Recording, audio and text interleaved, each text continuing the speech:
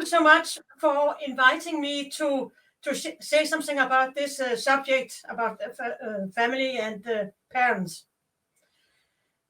And I will share my experiences about how to manage fear and stress and anger we all can have regarding this question: will my child be sexually abused? I was introduced to sexual abuse in 1988. And since that time, I have worked as a psychotherapist in this area, where I have helped teenagers and adults who have been sexually abused. In 1988, no one was talking about sexual abuse.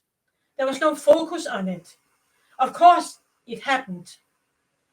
And I remember that in my book about psychiatry, I had to study as a medical student. Only 7 lines was written about incest. After I was introduced to the subject, I began to share about what I have heard. And I hope you will do the same. You will spread the information to the surroundings, to your friends, family, school teachers, and whatever. People began to call me for help. And I didn't know how to help. You know, at that time, there was only one book in Danish about the subject. And there was no internet. So it was very difficult to get information about how to help sexually abused survivors.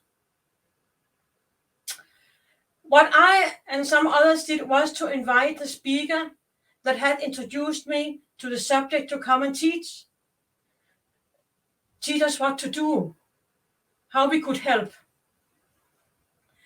And he came, and of course, and because of this teaching, we founded an association where abused survivors could get help. Later,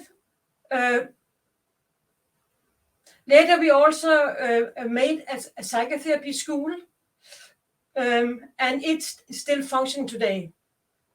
And the goal of the school is to educate psychotherapists or counselors who will be able to work with and help sexual abused survivors and traumatized people. And I may say that the presentation the other speakers have had has been very, very interesting and very good. And I must say that also that I will say something that was said yesterday and that will be said today. There's a lot, that's overlapping, but I hope it's okay. And you know, you have to hear something at least many times before you can remember it. So when I think of how to deal with our fear and stress and anger, so what do we do about it? What is the first thing I would suggest that you have to do is that you get the information about sexual abuse. Read books about it, see movies about it, understand what it is. There is a lot of myth and misunderstanding about sexual abuse in the communities all over the world. Some say it doesn't happen. Some say it only happens once at a time. Some say it's, I don't know if this is sexual abuse. I mean, there's a lot of myth and confusion about what sexual abuse is. And the speaker yesterday gave a very good definition about what sexual abuse is. I remember that I had a client years ago who had been abused by her brothers. She had 3 brothers. And one day she came and told me, okay, that her children was on holiday at one of the brothers. And in a way, I was shocked, because how could she send her children to someone who has sexually abused her? So I asked her, why did you do that? Were you not afraid of what would happen to them? And she said, well, he's married now, so he will not do anything to the children. And then I had to tell her and teach her, listen, it is not about sex. It's about power. So he can have married so many wives and still abuse children. So I mean, this is one that it's people who are married, they won't do it. Of course they do it, some of them.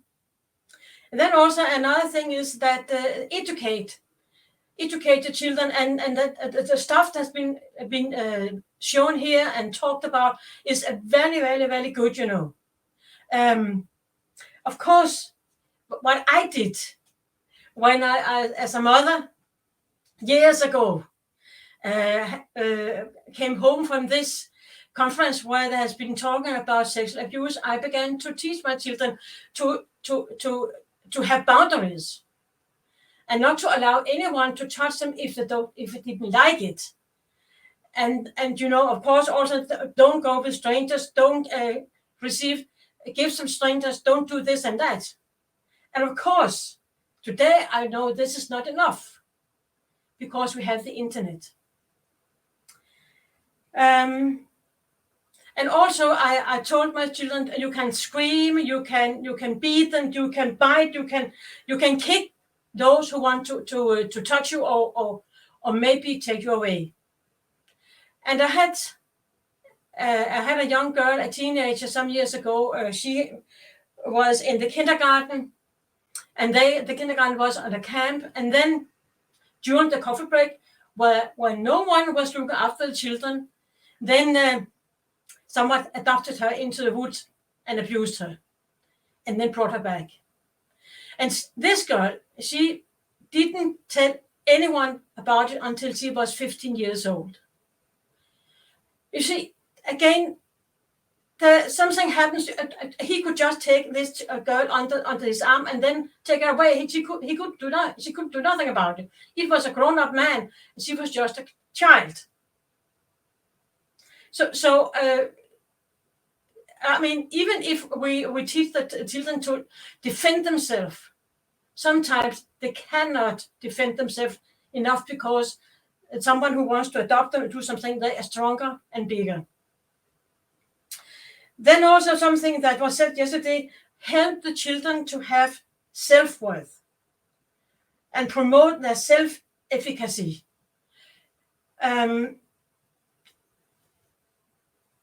When I was educating myself as a psychotherapist, we talked very much about children and how our childhood had been, and what was good for children. And one thing I learned was that you have to tell the children that you love them. You have to tell the children that you adore them. You have to tell the children that they are the best thing that has happened to you in the world. You have to fill up the inner part of a child. It's not enough just to tell them that you're good in school, you're good in sport. No, you have to tell them, I love you as you are. This is very important, because if you don't do, then they are totally empty inside, and then they will hunger to get the praise and love from others. A third thing I think of is supervision. Now again, we have been heard very much about the internet, and you need to know what your child is looking at the internet. One day I was searching on the internet for something, I can't remember what it was, and suddenly pornography popped up, and I was shocked because I didn't want to look at it. I didn't know how it came there. You see, the same can happen to children. And of course, children, as was said by Wendy, they are very curious. So sometimes they will go on and look more of it, and they don't know that in that way they are abused. So parents need to supervise what the children are doing on the internet, what games they are playing, whom they are talking to, whom they are chatting with, whom they are emailing with, who they are texting with, so that they can find out if there's something totally wrong here. Also, you have to find out about, I'm sorry to say that, about your friends, about what kind of friends do you have, what kind of friends do your child have. What about the school, the teachers, the janitor in the schools? What about the kindergarten? What about the sport club? What about the church? I mean, you may think that all those places are safe. You may think that they will never harm your children. But let me tell you that the abusers, molesters, offenders, or predators, or whatever you call them, they are there where they are children. So, I mean, you can find maybe someone who is a teacher who is also abused children.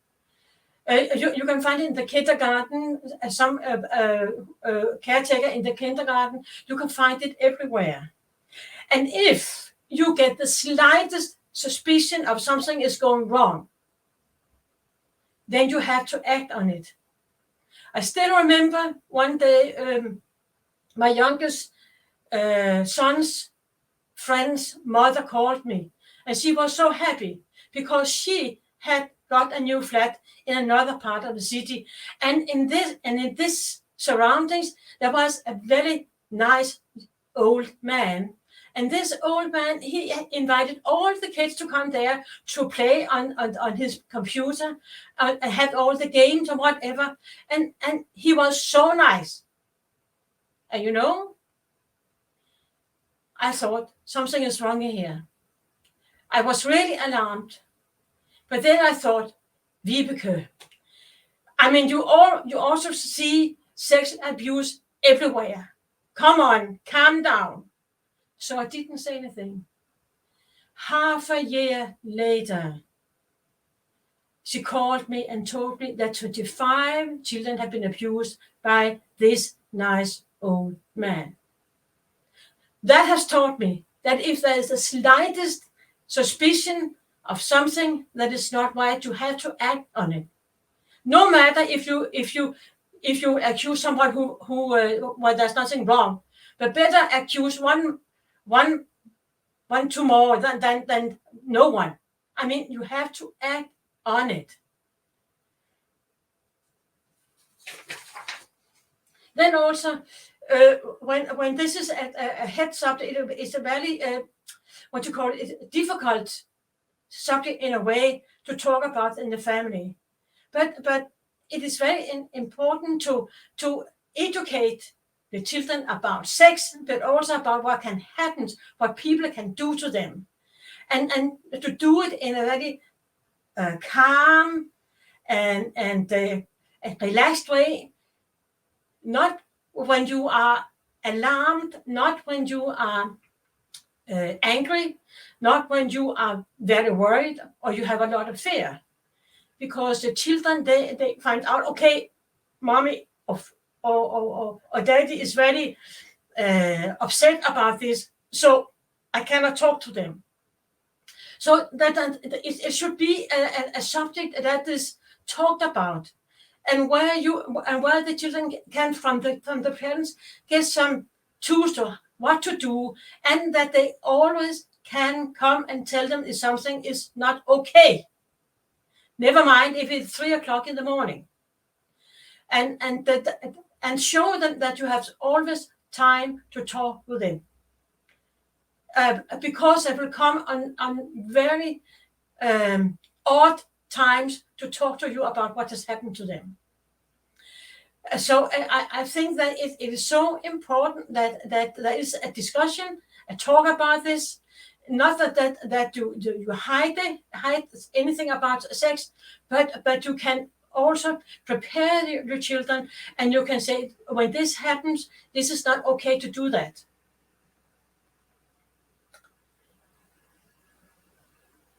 And then I have to say, maybe you have you listened to all this in this conference. Maybe you've been abused yourself. And then, of course, you need help to work through it. Otherwise, you will be blind. If your child has reactions that they could have because they've been abused. Maybe you will say, okay, that is nothing because I experienced the same. or you tell them this is nothing, this is normal,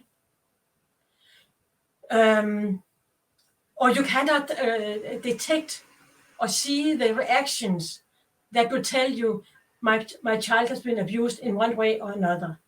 So this is very important that you, who can be a victim yourself, who can be a survivor yourself, you need to work through your own abuse so that you can help your children. And then, of course, there is a paradox. We can be very afraid, and of course we are, of what will happen to our children. And then we still have to send them to school, to football, to the church, to junior club. And we have to live with that we cannot supervise our children 24 hours a day. And this is sometimes very hard, because what happens in the school, what happens in the football, what happens.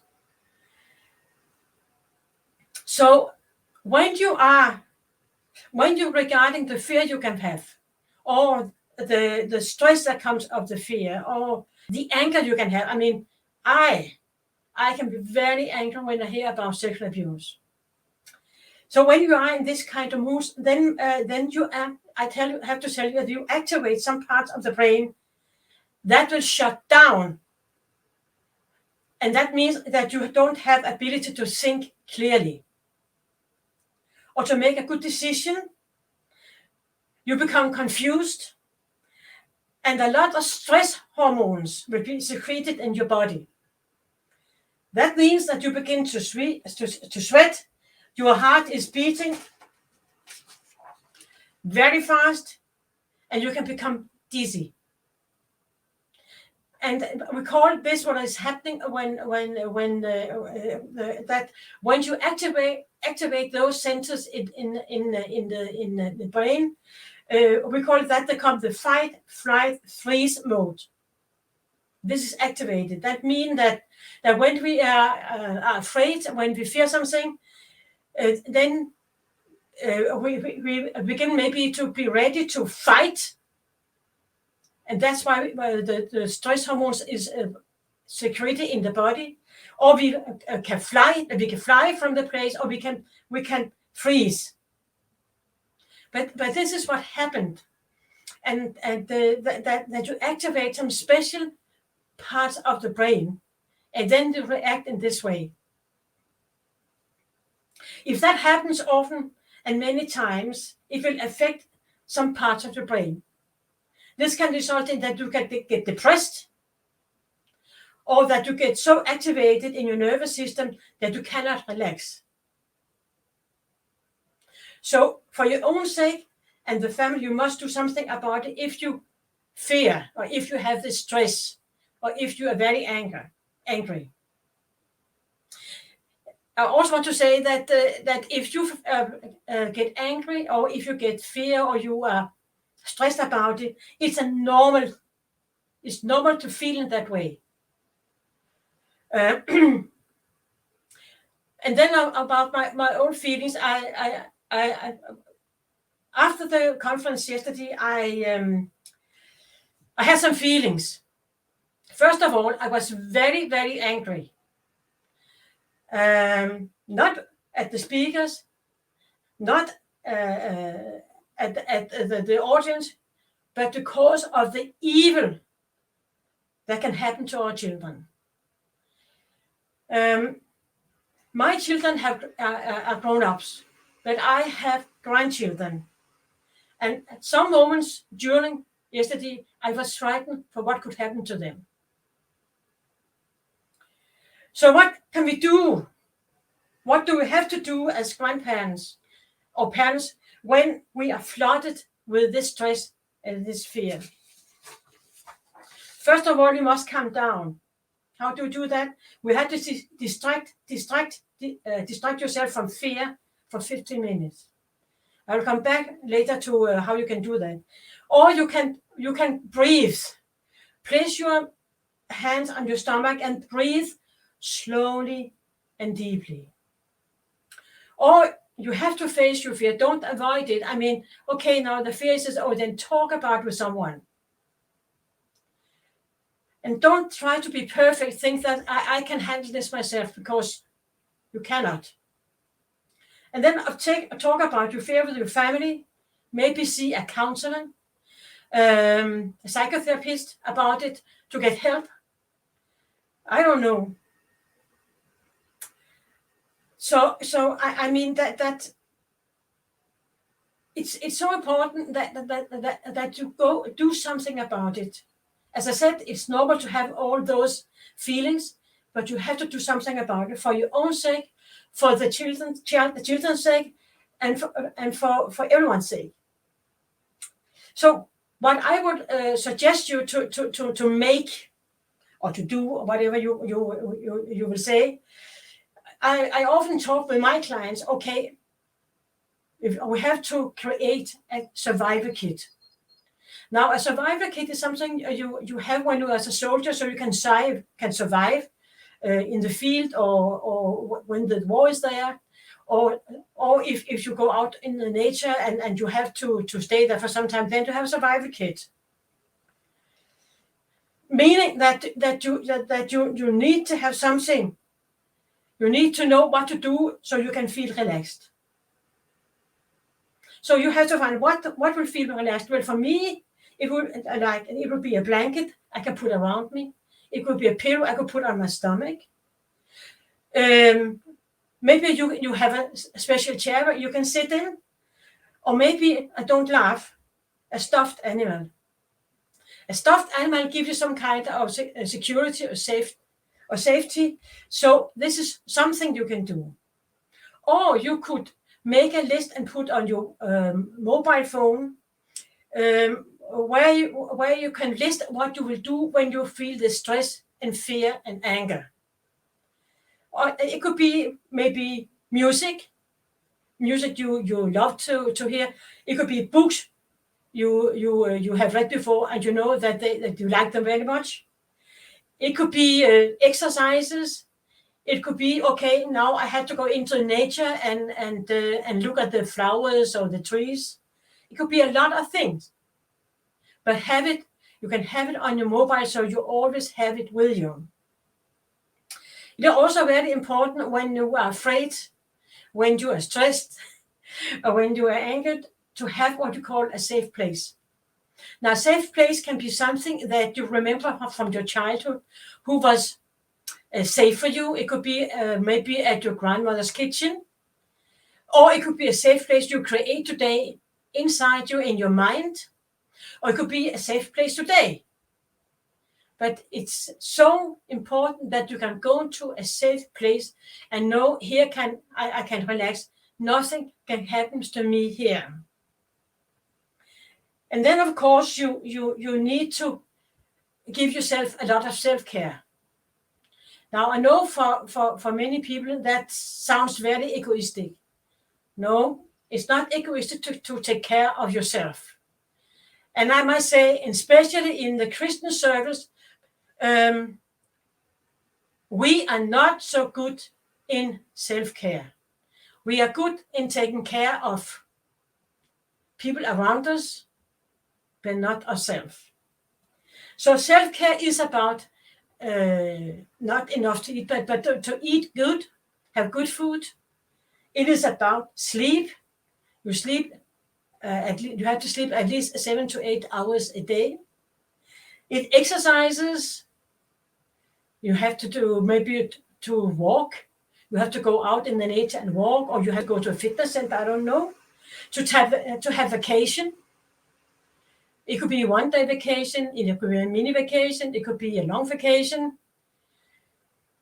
I mean, there's a lot of things that is included in self-care. And if you cannot take care of yourself, then you cannot. It's very difficult for you to take care of other people and of your children. I sometimes use this picture. I think that all of you have been in an airplane, and when you go into the airplane, then there is the check they check this and that, and you have to show what to do if this happened and that happened. And then they say, okay, now if the oxygen supply is low, then this mask will come down. And who are you going to put the mask on first? Is it the children or you? Now, if you put it on the children, then maybe you will die. But if you put it on yourself, then you will be alive, and the children too. So think of self-care. You do something for yourself, but also so that the children in your home, in your family, can be alive. This is what I thought of, and about how to take care of yourself, how to deal with the fear, how to deal with the anger, how to deal with stress. And there could be more. And I think that some of this will be told by the other speakers, but know that if you need help, then there is a lot of centers all over the world where you can call and get some, not only information, and get some help what to do. Thank you for listening.